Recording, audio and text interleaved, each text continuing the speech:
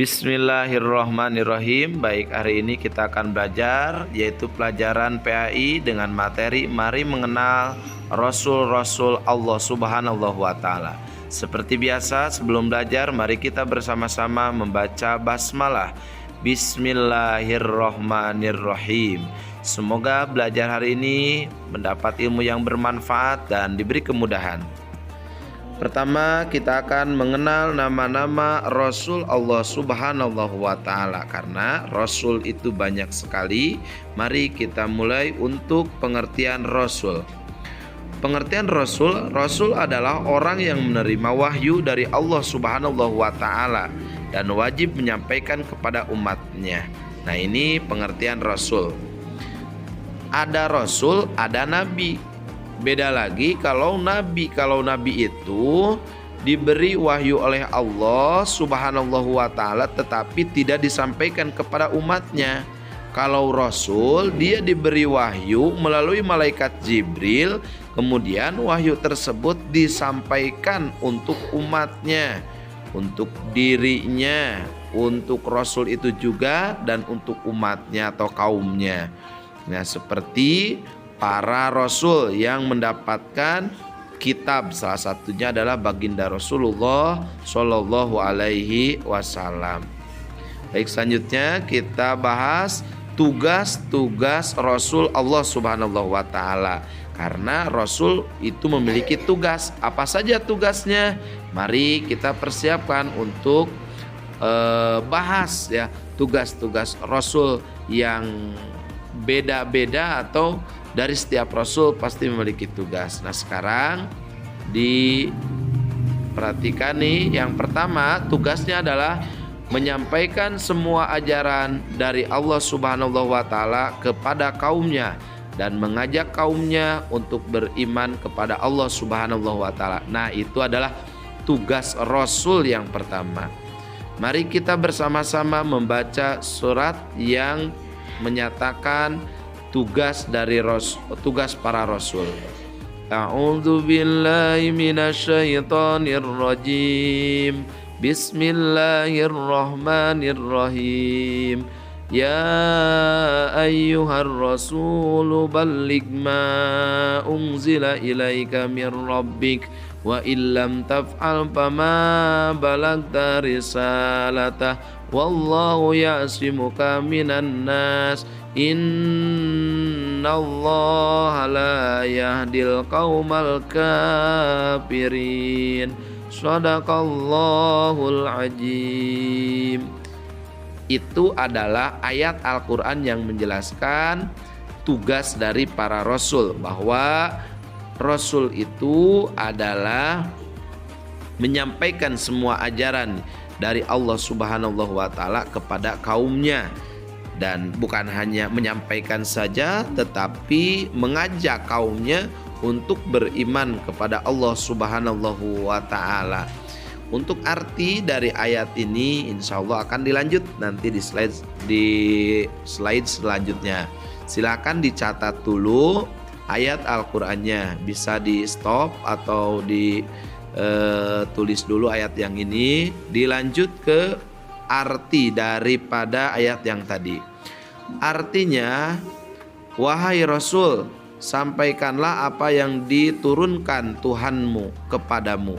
Jika tidak engkau lakukan apa yang diperintahkan itu, berarti engkau tidak menyampaikan amanatnya. Dan Allah memelihara engkau dari gangguan manusia. Sungguh Allah tidak memberi petunjuk kepada orang-orang kafir.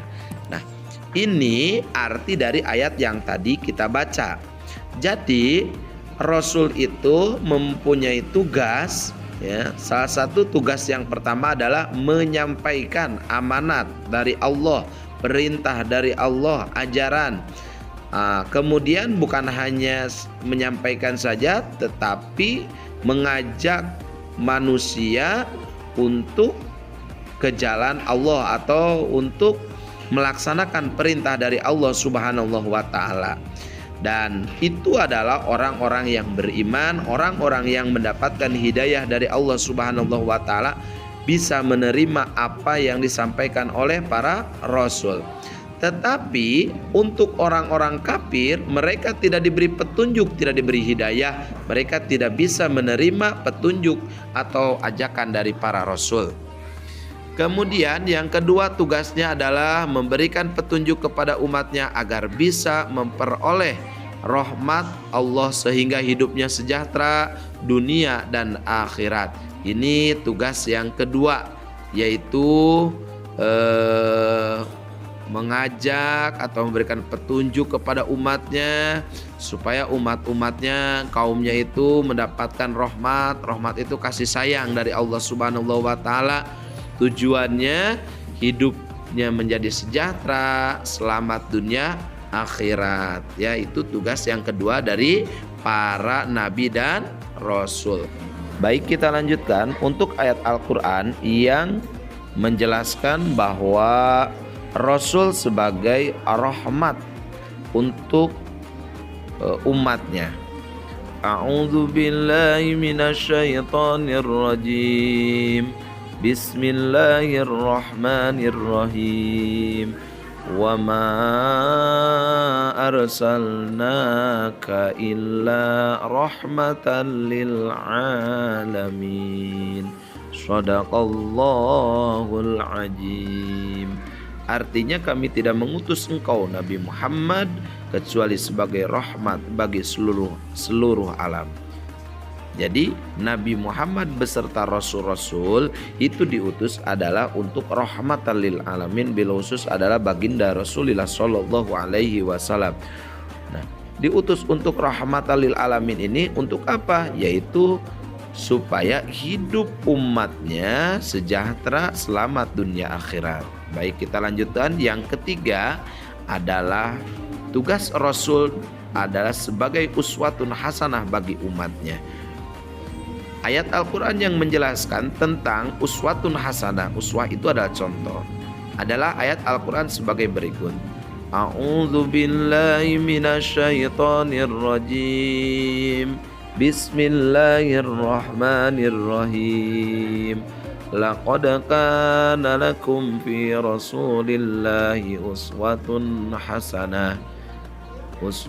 hasanatun liman kana yarjullaha wal yawmal akhir wa dzakarallaha katsira. Shadaqallahul azim. Surat Al-Ahzab ayat 21. Ini yang menjelaskan tentang bahwa Rasul itu adalah sebagai uswatun hasanah bagi umatnya, contoh yang baik, baik dalam ibadahnya, baik dalam perbuatannya, dalam ucapannya.